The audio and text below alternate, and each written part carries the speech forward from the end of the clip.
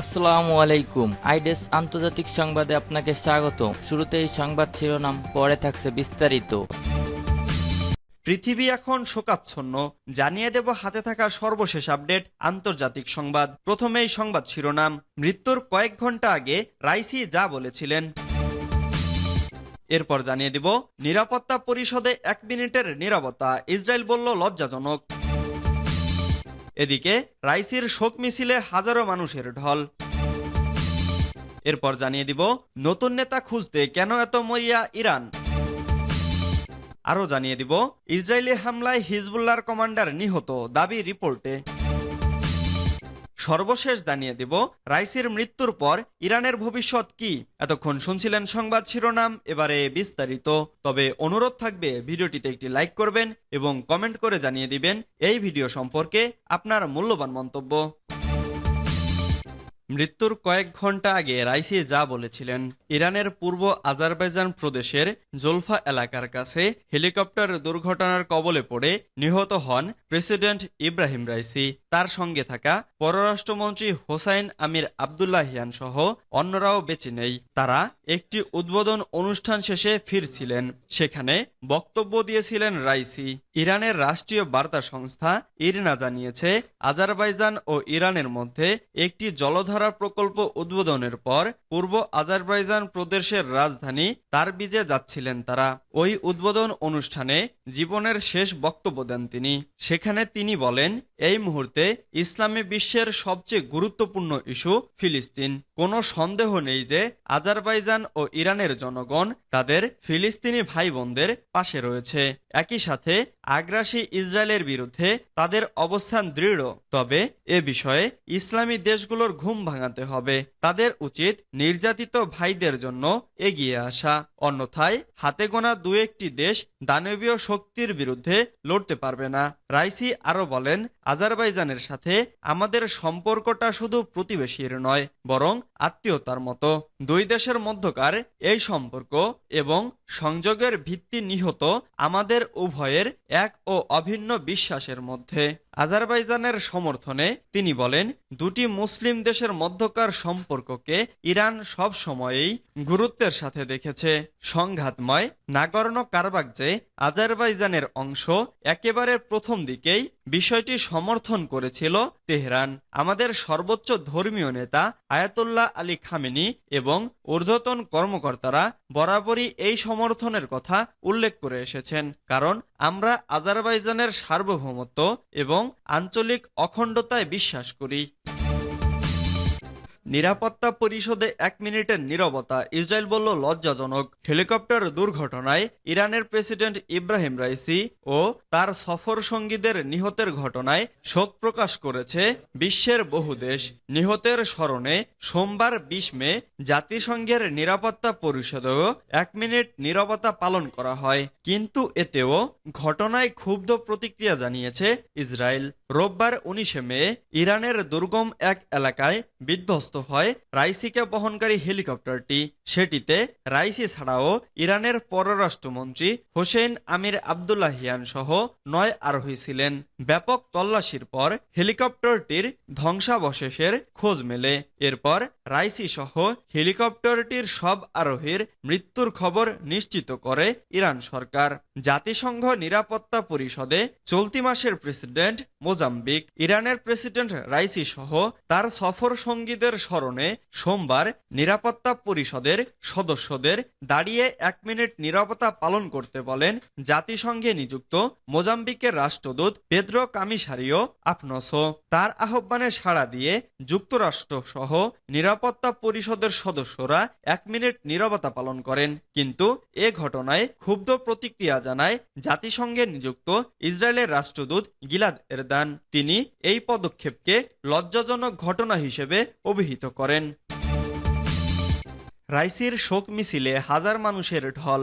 ইরানের প্রেসিডেন্ট ইব্রাহিম রাইসির প্রতি শেষ শ্রদ্ধা জানাতে পূর্ব আজারবাইজানের তাবরিজ শহরে জড়ো হচ্ছেন হাজারো মানুষ। মঙ্গলবার 21শে মে সকালে তাবরিজ শহরের কেন্দ্রীয় চত্বর থেকে শোক মিছিলটি শুরু হয়। হাতে ইরানের পতাকা ও রাইসির প্রতিকৃতি নিয়ে দলে দলে মানুষ যোগ দেন শোক মিছিলে। রোববার 19শে মে তাবরিজ শহরের দুর্গম পাহাড়ি এলাকায় বিধ্বস্ত হয় রাইসিকে বহনকারী হেলিকপ্টারটি। তার সহযাত্রী ছিলেন পররাষ্ট্রমন্ত্রী আমির আবদুল্লাহিয়ান সহ সরকারের উচ্চপদস্থ কয়েকজন কর্মকর্তা। তারবিজে শোক মিছিলের পর 63 বছর বয়সী রাইসি এবং 60 বছরের আমির আবদুল্লাহিয়ানের মরদেহ তেহরানে নিয়ে যাওয়া হবে। মঙ্গলবার 21শে মে বিকেলে তাদের মরদেহ ইরানের পবিত্র শহর কোমে আনা হবে। সেখানে আনুষ্ঠানিকতা শেষে তেহরানের উদ্দেশ্যে যাত্রা শুরু হবে। বুধবার 22শে মে তেহরানে ইরানের জন্য প্রার্থনা অনুষ্ঠান হবে। ধারণা করা হচ্ছে সেখানে ইরানের সর্বোচ্চ নেতা আয়াতুল্লাহ আলী খামেনি নামাজের নেতৃত্ব দেবেন এবং বিদেশি বিশিষ্টজনেরা উপস্থিত থাকবেন। এরপর রাইসির মরদেহ উত্তর পূর্বে অবস্থিত দেশের দ্বিতীয় বৃহত্তম শহর মাশহাদে নিয়ে যাওয়া হবে। এই শহরে রাইসি জন্মগ্রহণ করেছেন এবং বেড়ে উঠেছেন। বৃহস্পতিবার 23শে মে মাসদাহে রাইসিকে দাফন করার কথা রয়েছে। নতুন নেতা খুঁজতে কেন এত মরিয়া ইরান? দুর্গম পাহাড়ি এলাকায় হেলিকপ্টার দুর্ঘটনায় নিহত ইব্রাহিম রাইসিকে শ্রদ্ধা জানাতে 5 দিনের শোক চলছে ইরানে। তবে দাফন শেষ হতে না হতেই নতুন প্রেসিডেন্ট পেতে মরিয়া হয়ে উঠেছে তেহরান। অন্তর্বর্তী প্রেসিডেন্টের নাম পর্যন্ত ঘোষণা হয়ে গেছে রাইসির মরদেহ পাওয়ার কয়েক ঘন্টার মধ্যে। এমনকি কবে প্রেসিডেন্ট নির্বাচন হবে সেই তারিখও ঘোষণা হয়ে গেছে। এখন প্রশ্ন হলো, নতুন নেতা খুঁজতে কেন এত মরিয়া ইরান? ইরানের সর্বোচ্চ নেতা আয়াতুল্লাহ আলী খামেনি বলেছেন, রাইসির মৃত্যুর কারণে ইরানের যে গতি তাতে একটুও প্রভাব পড়বে না।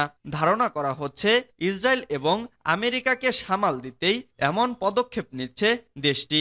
এছাড়া নিজেদের দুর্বলতাকে কোনোভাবে বুঝতে দিতে চায় না তারা। যদিও ইরানের প্রেসিডেন্টের মৃত্যুর পরবর্তী 50 দিনের মধ্যে নির্বাচনের আয়োজন করার বিধান রয়েছে। এই সময়ের মধ্যে নতুন প্রেসিডেন্ট বেছে নিতে হবে।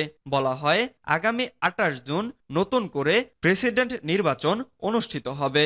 সোমবার দেশটির বিচার বিভাগ, আইনসভা এবং নির্বাহী কর্তৃপক্ষ এই প্রেসিডেন্ট নির্বাচনের তারিখ ঘোষণা করেছে। রাষ্ট্রীয় গণমাধ্যম ইরনার বরাত দিয়ে তুর্কি বার্তা সংস্থা জানিয়েছে, প্রেসিডেন্ট নির্বাচনে প্রার্থীদের নিবন্ধন শুরু হবে চলতি মাসের 30 মে এবং প্রচারণা চলবে আগামী 12 থেকে 27 জুন পর্যন্ত। ইসরায়েলি হামলায় হিজবুল্লাহর কমান্ডার নিহত দাবি রিপোর্টে। ইসরায়েলি হামলায় হিজবুল্লাহর এক কমান্ডার নিহত হয়েছেন। দক্ষিণ লেবাননের টায়ার এলাকায় তাকে হত্যা করা হয়। মঙ্গলবার টাইমস অব ইসরায়েলের এক প্রতিবেদনে এই দাবি করা হয়েছে। সোমবার ইসরায়েল প্রতিরক্ষা বাহিনী জানায়, দক্ষিণ লেবাননে হিজবুল্লাহর রকেট ও ক্ষেপণাস্ত্র ইউনিটের কমান্ডার কাশেম সাকলাউইকে লক্ষ্য করে একটি ড্রোন হামলা চালানো হয়। এতে তিনি নিহত হন। এ বিষয়ে হিজবুল্লাহ জানিয়েছে, সাকলাউইকে জেরুজালেমের রাস্তায় হত্যা করা হয়েছে। তবে তারা সাকলাউইকে কমান্ডার হিসেবে উল্লেখ করেননি। রাইসির মৃত্যুর পর ইরানের ভবিষ্যৎ কি? ক্ষমতার চূড়ার খুব কাছাকাছি দাঁড়িয়েছিলেন ইব্রাহিম রাইসি। এর একেবারে শীর্ষে চলে যাবেন তিনি, এমনটাও প্রবলভাবে মনে করা হচ্ছিল। তবে একটি নাটকীয় মোড় তার সব হিসাব নিকাশ পাল্টে দিয়েছে। ইরানের সর্বোচ্চ নেতা আয়াতুল্লাহ আলী খামেনির স্থান কে নেবেন তা নিয়ে বাড়তে থাকা জল্পনার অবসান ঘটিয়েছে রোববার হেলিকপ্টার বিধ্বস্ত হয়ে তার মৃত্যুর ঘটনা। 85 বছরের খামেনির শারীরিক অবস্থা অনেকদিন ধরেই আগ্রহের কেন্দ্রে।